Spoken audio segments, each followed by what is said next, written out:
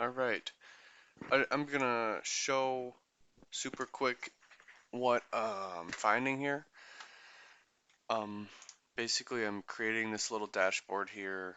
Um, that's kind of difficult to see right now, but basically we've got expirations on these columns. They're color coded from here. That's expiration 1 of 10/20, 11/17, 12/15, and so on. This is January, and then this one's March on the last one. What we see here, I'm just looking for anomalies. The first column of each section is open interest. As you can see, expiration 2 doesn't have much open interest. That's why there's none showing. I don't even see the ones that are low, like this 3,000, 20, even 22,000 open interest is low in the grand scheme of things, because we're sitting here at, in the March expiration, 370,000 contracts. That's ridiculous. That's a lot of contracts. Um, Anyways, this one we see here, I'm looking at strike price 325 strikes on the left. It's applicable to both puts and calls. We can see that 90% of the orders at 325, 90% of the contracts at 325 are puts. And actually, you can see anything below current price is actually majority puts, which is strange. I don't know how to conceptualize that. That most of the orders, most of the contracts, the put call ratio, when strikes are below current price, are puts. So there's more puts on the bottom side of it. Maybe if price goes down, they want insurance to at least lock in this price. I think that's what it is. What that means, they're jockeying for large buying put positions. In that sense, you could be selling to them because they're not buying it for income purposes. They're buying it for insurance purposes, and you can sell to those people who buy it for insurance purposes, even if they're institutions, because they'll make money either way. They're making money on their way up, or they'll make money on the way down because they have puts. They have insurance for their shares. But in the grand scheme of things, we have to understand that this is QQQ. So it's likely that it's long biased because it's an indices. It's tech stocks. It is a long bias. It does go up and to the right all of its life. So I I imagine that institutions are probably long. But let's just take a look here. Um, there was this one day that was super interesting. 325 to 345. The open interest are these little charts here, okay? Don't I would ignore everything else. And in fact, I'm gonna squish this all. I'm gonna cut columns to make this actually readable, to just the open interest trend, just to see what's happening with the open interest. How is the money laid out? How is the money shipping from one expiration to the next, or just how is it fluctuating?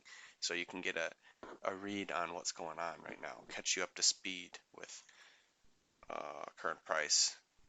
So right now it's 325, strike 325, expiration of December of this year, so Christmas time. We see a big decrease. It decreased 200,000 contracts in one day. Wow, wow, wow. So, and guess what happened? On that very day, this one increased by 100 or 200,000 contracts. Interesting. So it went from 325, they must have rolled it to 345. And this is 99% put. So all of them are puts. All right, we're dealing with puts here, not calls. Absolutely.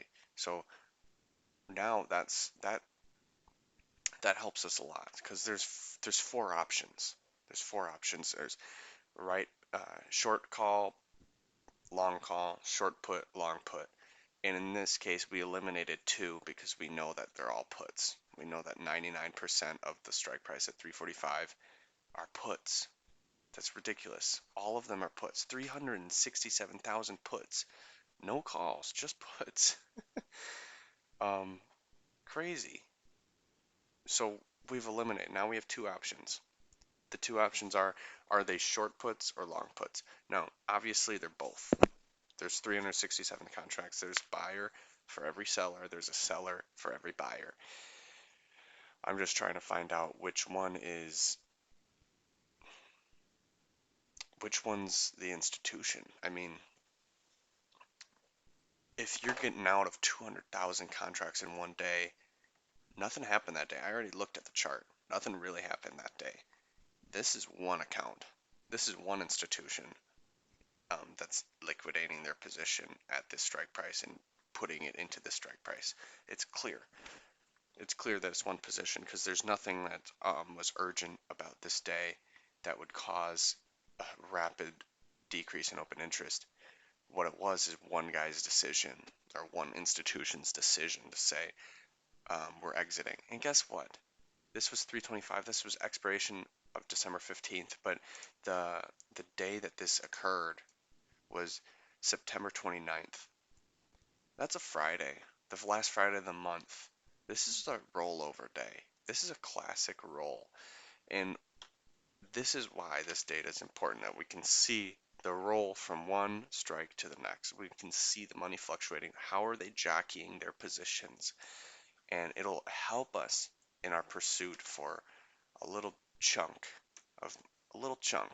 So let's try to think about this. Now there's two options. There's if they shorted. So look at this, 325. We want to know if they're long or short the put, okay? This would tell us the direction.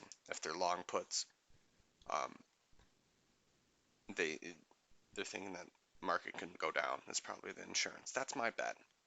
But that's not a strong conviction that it'll go up. That's just insurance. It's not even a conviction that it'll go down or up. It's just insurance in case it goes down. So, but there is a larger one. If they sell a put, then they would be like, oh, um, this thing's going up. If they're selling puts, how do we know which one it is? It's usually when someone's selling off all their position.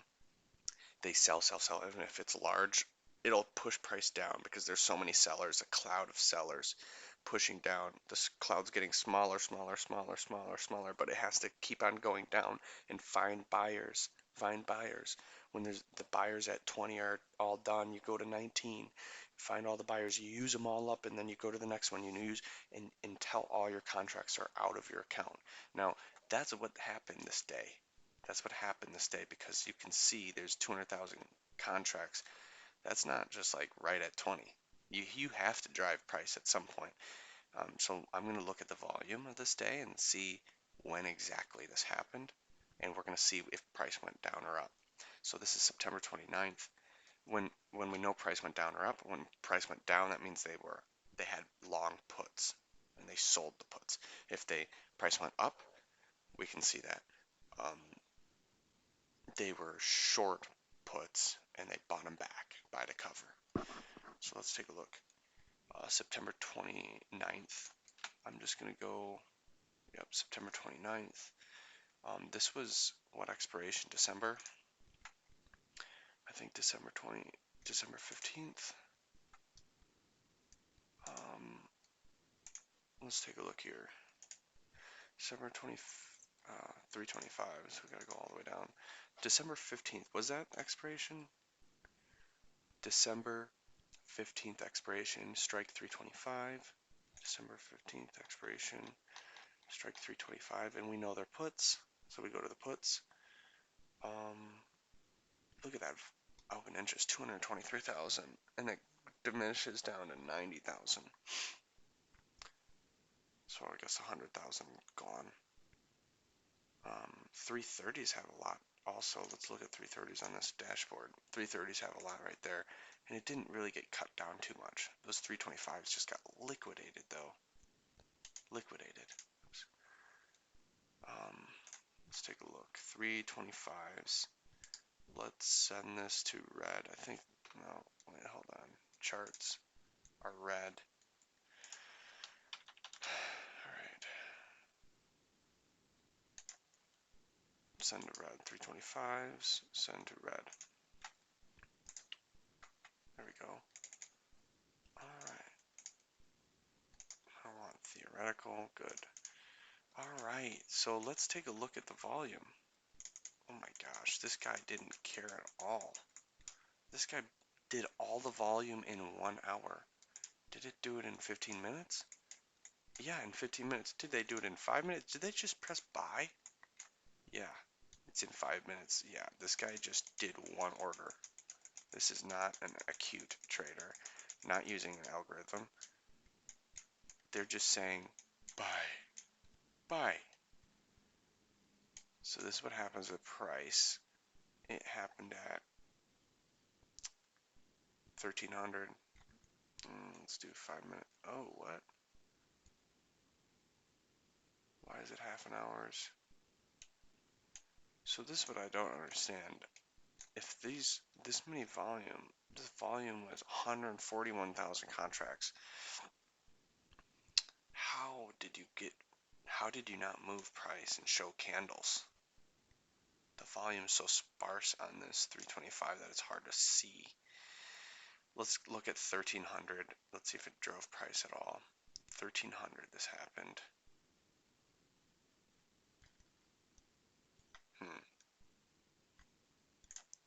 Let's look at the 15-minute then.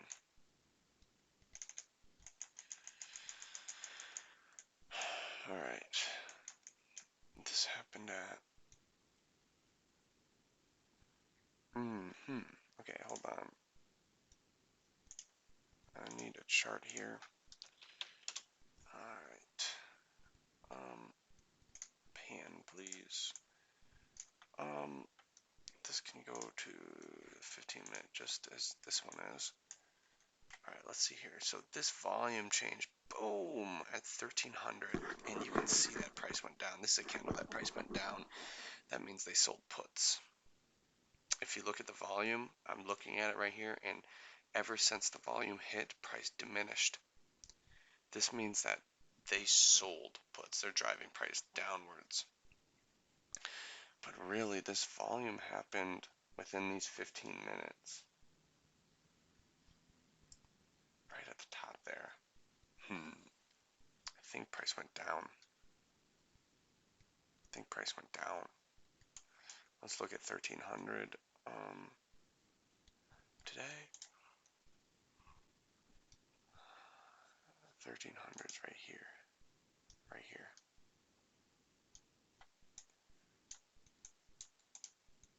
You look at it, boom. That's where it happened, at this low. That's where they sold all those options. I don't know if they're not thinking short term, so this is probably not the chart to look at, but anyways, what happened was it drove price upwards when this happened. So that's probably meaning selling puts. Selling puts means price goes up. It could. I couldn't tell, because what's more important of this volume of the option? Is it before price or after? I think it's right on the money, and really just go to the 1 minute chart.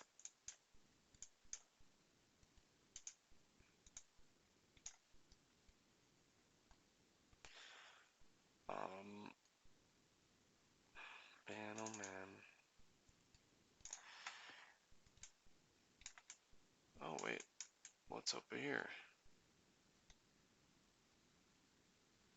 928. No, when was this?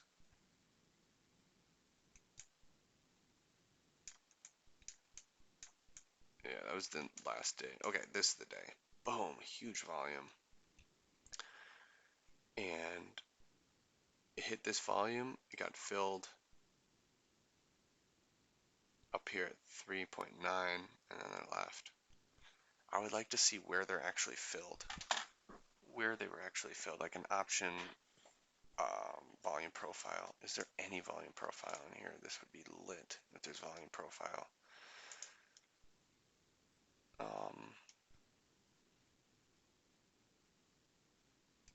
Man, is there volume profile? Volume profile, show you which price the volume is at. Volume profile. Oh my goodness. Let's see here. Oh shit. Okay, go back. Let's go to 15 minute. Yeah, look at that. Okay.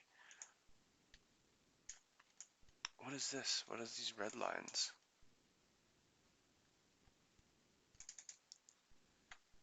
I don't know what this means. Volume area high, volume area low, volume profile high. Point of control. Okay, point of control's red. What's yellow? Volume area high and low are yellow. Point of control. Interesting. Okay. I don't want 2 days back. I want 15 minutes, 5 days. No, no, no, no. 1 day. 1 day. There you go. And you look at the volume here. Here's all the volume. Right at this price, right here. So that's what happened. And you can go to that's right at 3.9. I don't know how the guys sold or bought. I think they sold because price went down right after, but they sold all their contracts right here. This just doesn't make any sense to me. There's not much volume at that price anyways. It's just crazy. It's looking like, I don't know why this is volume right here. What happened there? I don't see any volume here. 398.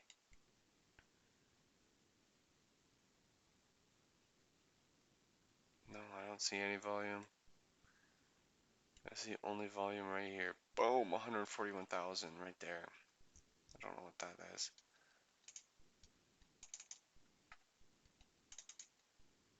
Anyways.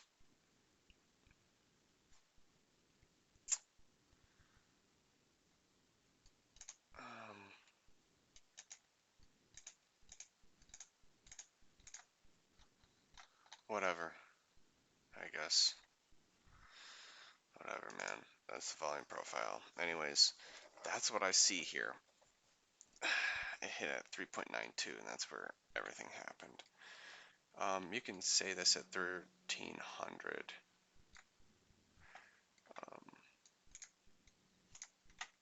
Let's go down to the minute and see when this happened. 12:25, huh? Okay.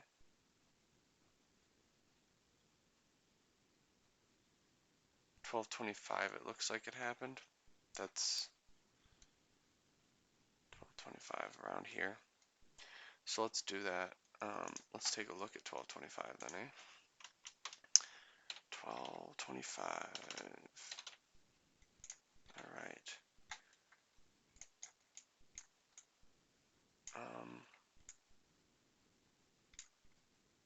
It's a normal volume profile, it looks like, until boom, all the volume is trapped between 3.9. All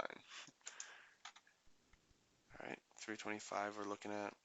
The volume is only 127 contracts. I just don't know how they fill them all at that price, you know? It's just crazy to me. Let's just watch the volume here. Yeah, the volume's at 2 right now. What do you mean volume's at 2? Volume's all jacked up, dude, in this thing.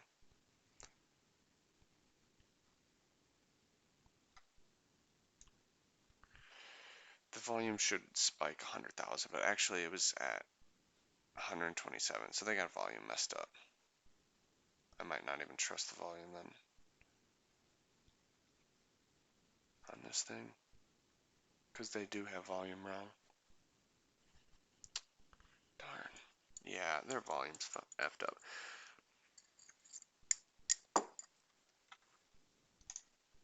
Because I'll do the end of the day, and it's still only 127 contracts traded, which is not the case.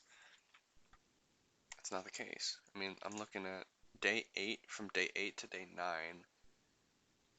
there were all those contracts different. So day 8 is 929. If you look at the data we got for expiration 3, from this day to this day, from day 8 to day 9, it dropped 100 some odd contracts. And that's what it's supposed to do here, but it doesn't say the volume came in. Volume says 127.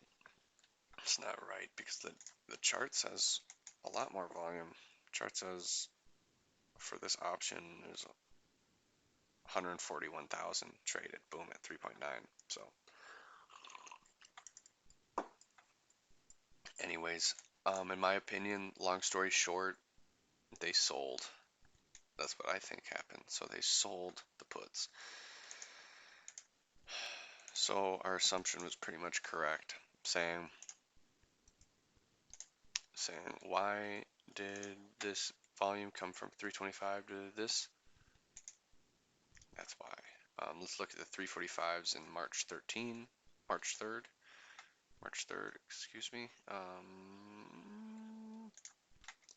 No, sorry, March 15th. Hold on. March 15th. Here we go. March 15th, 2024. We've got 345s. Puts. There's a large order. There you go. See that? 142,000 volume just in this. Like, oh, they might have volume correct only for like the strikes nearby or something. I don't know. But that was a lot of volume. Those are expensive. 345 puts. They're so expensive.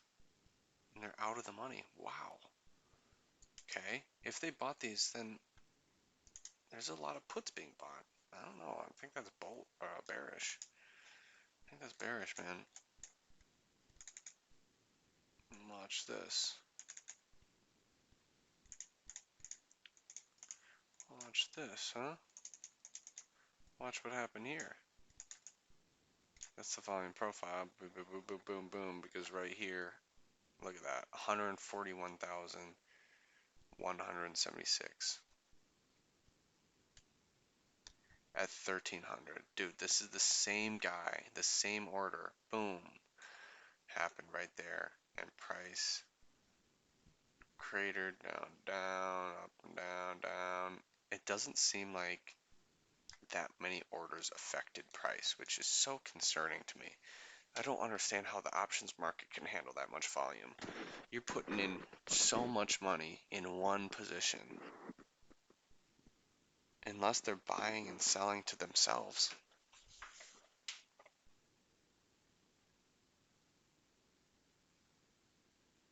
Unless they're lifting up open interest with both hands. Both hands open interest increasing. So they're hedged. One account's long, one account's short, and they actually met together, and that's what the orders did.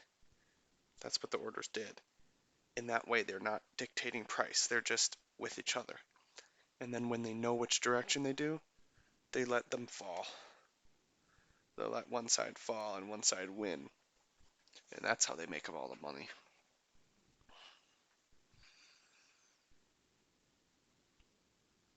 I always thought that. What people can be on both sides on the same account and then let go. And then so it's in equilibrium, you know.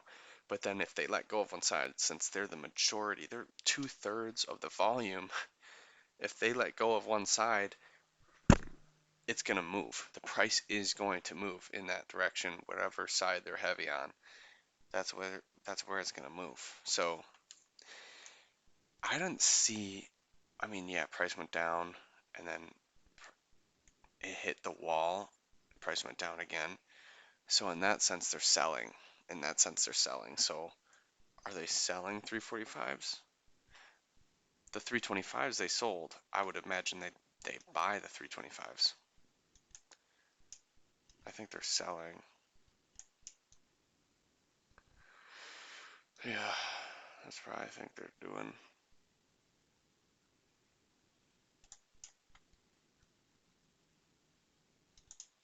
Let's see what happened Monday.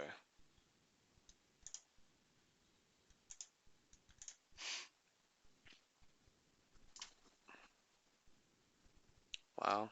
Monday they used this price and went up. Interesting. They used that demand.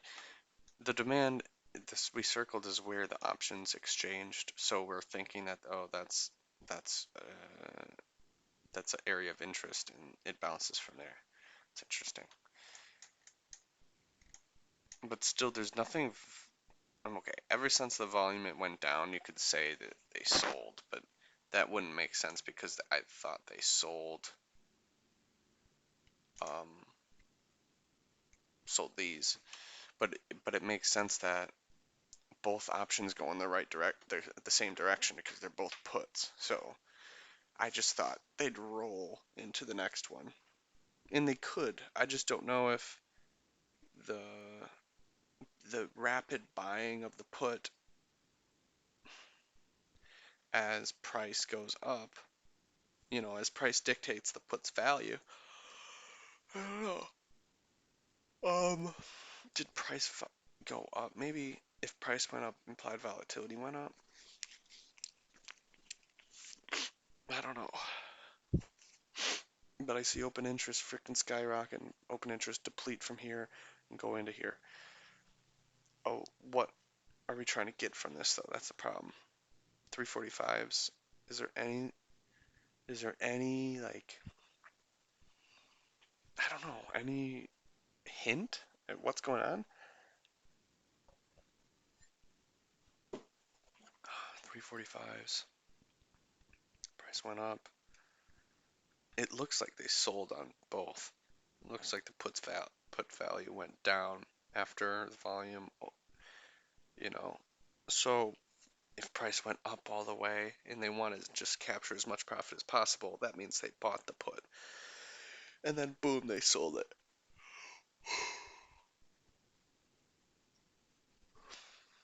It's possible that they sold again though. In that sense, it's bullish. And what's happened since then? The market's been bullish. That's interesting. The market's been bullish ever since. If you look at it, market's been really bullish ever since. Now at this point, we're waiting for these, I don't know, to move around, I guess. Because they've been bullish ever since, man. And if they sold these puts, that means those 345s are in the money. Man, oh man. Because look at what's happened since then. Since then, I think prices shot up.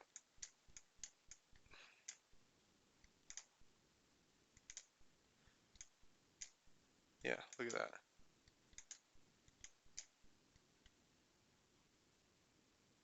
That's 926, 927, 928, 929 right here. Boom, this little thing. So it went up and then went down and then skyrocketed back up. It's way up. But nothing's happened. They kept their orders on during that downslide because this captures that as well. This captures all the way till 10/9, the 9th. So they kept their orders on. I just don't know if they bought the puts or sold the puts. That's all. Price went up. That's interesting, man. That is interesting. Very interesting. All right. Well, that'll do. That'll do for now. I don't know. I'm not really getting like a straightforward answer, but that's probably what it's supposed to be. It's not supposed to be straightforward. And so, in summary, they may be connected. I think they are because they happened at the exact same time, and they're about the same amount of contracts and orders. Granted, 345s are way more expensive, so that's why it affected it less. But still, they're huge difference, and I think they're exactly the same. Nothing happened that day to cause this. It's just the last Friday of the month, and they're doing the roll. And in both circumstances, it seemed like they sold because ever since that volume hit, price went down. So I don't know. The options graph still doesn't really honestly tell me what happened, unfortunately. Unfortunately. We can go down to the minute. Maybe we can go down to the minute. I don't know. We can probably go down to the minute and see like when the actual volume happened, I guess. 1 minute chart. Um, this volume was filled at 1300. So just go to 1300 on this minute chart and just see what happened to the price on that. I mean, see what direction that candle was in, I guess. 1300 is right here. And it was long, then came down, down, and then long again. There is a possibility that they're buying and selling to each other, to the same person. I've had this theory for a long time now, and I'm trying to conceptualize it in the marketplace. I'm trying to put it to paper here, but where the institution buys, they have a long account they buy, and they have a short account they sell short, and they literally, they both have it. They have it, and they just raise in volume up, raise open interest up in equilibrium.